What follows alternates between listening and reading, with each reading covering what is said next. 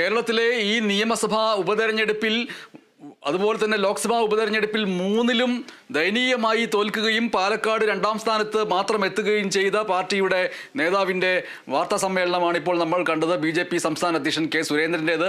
അദ്ദേഹം ഈ തോൽവിയെക്കുറിച്ച് പറയുന്നത് ഇവിടുത്തെ തോൽവിയെക്കുറിച്ച് മാത്രം പറയുന്നതിന് പകരം മഹാരാഷ്ട്രയിലെ വലിയ വിജയത്തെക്കുറിച്ച്, NDAയുടെ വിജയത്തെക്കുറിച്ച് പറയണമെന്നാണ്. മഹാരാഷ്ട്രയിലെ BJP നേതാക്കൾ പണിയെടുത്ത് നേടിയ വിജയത്തെക്കുറിച്ച് ഇവിടെ BJPയുടെ സംസ്ഥാന അധ്യക്ഷൻ ഇരുന്നിട്ട് ഇവിടുത്തെ തോൽവിയുടെ പശ്ചാത്തലത്തിൽ അതേക്കുറിച്ച് പറയാത്തത് എന്ത് എന്ന് ചോദിക്കുകയായിരുന്നു. ആ വാർത്താ സമ്മേളനത്തിൻ്റെ പ്രധാനപ്പെട്ട കാതൽ എന്ന് പറയുന്നത് അതാണ് എന്ന് കരുതുന്നു.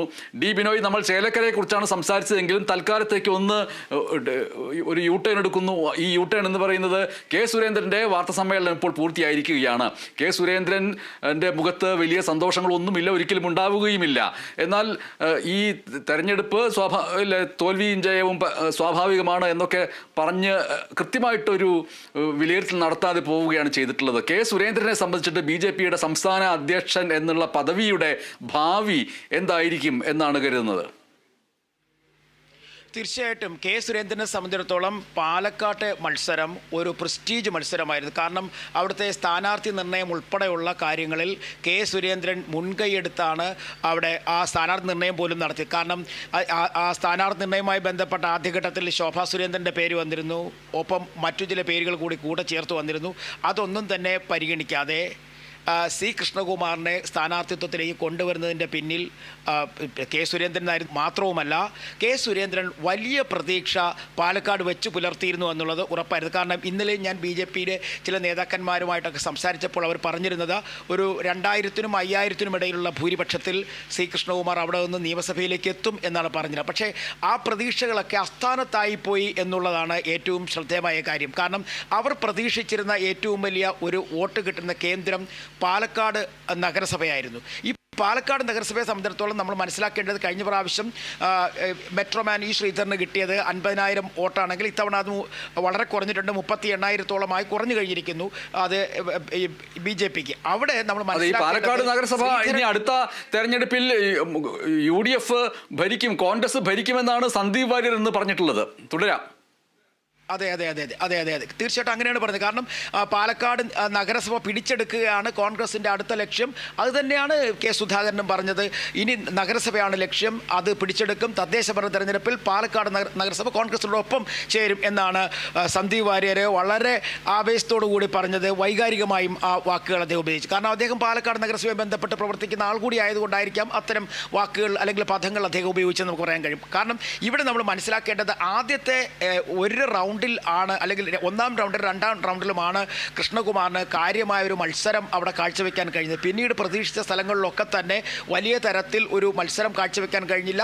പാലക്കാട് നഗരസഭയുടെ ഒരു അവസാന വട്ടത്തിന് തൊട്ട് മുമ്പ് ഏകദേശം 7-8 റൗണ്ടുകളിലാണ് പിന്നീട് ഒരു ചെറിയ ലീഡ് ഉയർത്തിക്കൊണ്ട് കൃഷ്ണകുമാറിനെ വീണ്ടും മുന്നോട്ടെത്താൻ കഴിഞ്ഞെങ്കിലും ആ ലീഡ് വളരെ നേരം പിടിച്ചിരിക്കാനായില്ല. പിന്നീട് അങ്ങോട്ട് ഒരു പടയോട്ടമായിരുന്നു എന്ന് വേണമെങ്കിൽ പറയാൻ കഴിയും. അതായത് രാഹുൽ മാങ്കൂട്ടം വലിയ തരത്തിലൊരു മുന്നേറ്റം നയിച്ച് മുന്നോട്ട് പോകാൻ കഴിഞ്ഞു. കാരണം പാലക്കാട് ചരിത്രത്തിലെ ഏറ്റവും വലിയ ഭൂരിപക്ഷത്തിൽ രാഹുൽ മാങ്കൂട്ടം എത്തി നിൽക്കുന്നു എന്നുള്ളതാണ് ഏറ്റവും ശ്രദ്ധേയമായ കാര്യം. ഇതാണ് ഞാൻ പറഞ്ഞത്, കെ സുരേന്ദ്രൻ്റെ പ്രതീക്ഷകൾക്ക് പാളം തെറ്റിയത് പാലക്കാട് നഗരസഭയിലായിരുന്നു. കാരണം പാലക്കാട് നഗരസഭയിൽ എങ്ങനെയെങ്കിലും ഒരു 7,000-നും 8,000-നും ഇടയിൽ വോട്ടിൻ്റെ ഭൂരിപക്ഷം നേടിക്കഴിഞ്ഞാൽ പെരിയാരി പഞ്ചായത്തിൽ UDF മേൽക്കൈ നേടിയാൽ തന്നെയും അവിടെ അവരുടെ ഭൂരിപക്ഷത്തെ പിടിച്ചു നിർത്തി കഴിഞ്ഞാൽ മാത്തൂരിലും കണ്ണാടിയിലും കിട്ടുന്ന വോട്ട് കൊണ്ട് ഒരുപക്ഷെ കൃഷ്ണകുമാറിനെ നിയമസഭയിൽ എത്തിക്കാൻ കഴിയുമെന്നുള്ള വലിയ പ്രതീക്ഷ സുരേന്ദ്രനുണ്ടായിരുന്നു. മാത്രവുമല്ല, ഈ സന്ദീപ് വാര്യർ പാർട്ടി വിട്ട് പോയതിൽ വലിയ തരത്തിലുള്ള ഒരു നഷ്ടം അല്ലെങ്കിൽ പാർട്ടിക്കൊരു അടിയുണ്ടാകും എന്നൊന്നും പ്രതീക്ഷിച്ചിരുന്നില്ല.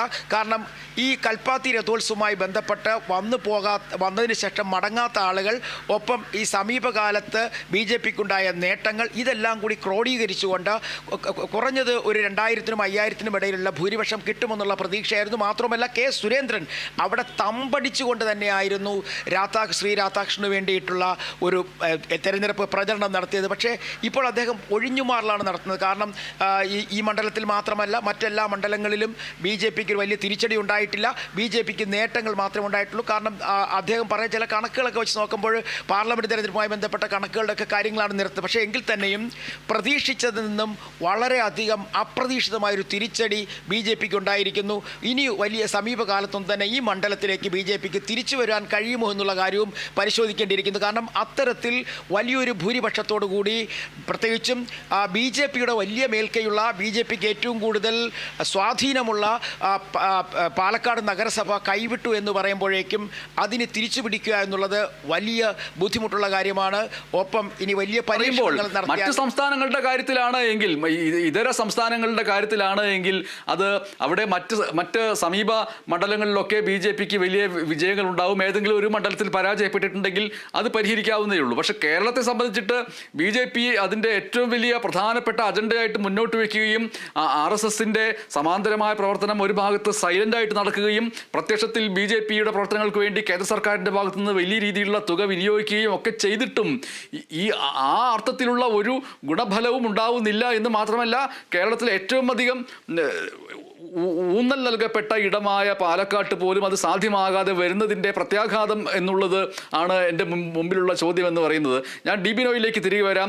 KB ലിബീഷ് കൂടി ചേരുന്നുണ്ട്. അതിന് മുമ്പ് വയനാട്ടിലേക്ക് ഒന്ന് പെട്ടെന്ന് പോകേണ്ടതുണ്ട്. വയനാടിനെ കുറിച്ച് പറയുമ്പോൾ നമുക്ക് ഒന്നും ചർച്ച ചെയ്യേണ്ടതില്ലാത്ത രീതിയിൽ രാഹുൽ ഗാന്ധിയുടെ ഭൂരിപക്ഷത്തിനേക്കാളും അതിനെ വെല്ലുന്ന ഭൂരിപക്ഷവുമായിട്ട് പ്രിയങ്ക ഗാന്ധി അവിടെ നിലകൊള്ളുകയാണ്. 4,04,619 വോട്ടിൻ്റെ ഭൂരിപക്ഷത്തോടുകൂടി പ്രിയങ്ക ഗാന്ധി ഒരു എവറസ്റ്റ് പർവ്വതം പോലെ അവിടെ, അല്ലെങ്കിൽ വയനാടൻ ചുരത്തേക്കാൾ ഉയരത്തിൽ നിൽക്കുന്നൊരവസ്ഥ അവിടെയുണ്ട്.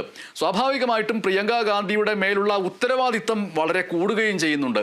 ആ ഉത്തരവാദിത്തം എന്ന് പറയുന്നത് വയനാടിന് സ്വന്തമായിട്ട് ഒരു മെഡിക്കൽ കോളേജ് അത് സാധ്യമാക്കി കൊടുക്കുമെന്നുള്ള വാഗ്ദാനങ്ങളടക്കം നിറവേറ്റപ്പെടേണ്ടതുണ്ട്. റിയാസ് KM ചേരുന്നു. റിയാസ് KM ഈ ഒരു വിജയത്തെ